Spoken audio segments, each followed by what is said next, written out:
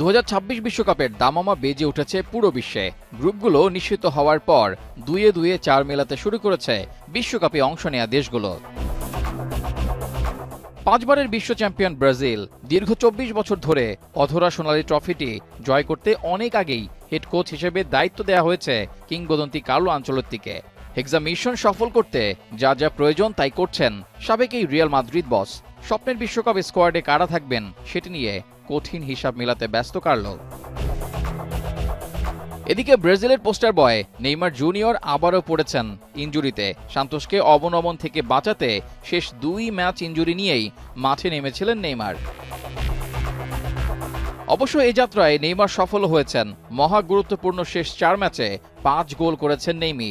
তার অসামান্য নৈপুণ্যে অবনমন থেকে বেঁচে যায় তার ক্লাব সান্তোস। তবে রক্ষা পাননি নেইমার।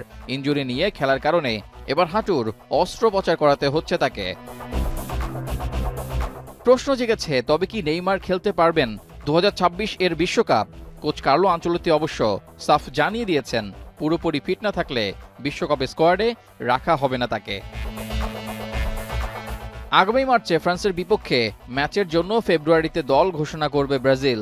কার্লো জানিয়েছেন মোটামুটি ওই দলটিই খেলবে বিশ্বকাপে। বারবার দলে পরিবর্তন আনতে চান না তিনি, আর তাই এই সময়ের মধ্যে নেইমার পুরোপুরি সেরে উঠবেন কিনা তা নিয়ে রয়েছে সংশয়। কোচ কার্লোর কথা অনুযায়ী যদি পুরোপুরি সুস্থ না হন নেইমি, তাহলে জায়গা হারাবেন বিশ্বকাপের দলে। তবে শেষ পর্যন্ত নেইমার বিশ্বকাপে জায়গা করে নিতে পারবেন কিনা তা দেখতে হলে অপেক্ষা করতে হবে দল ঘোষণা পর্যন্ত। রেজাউল করিম, এখন।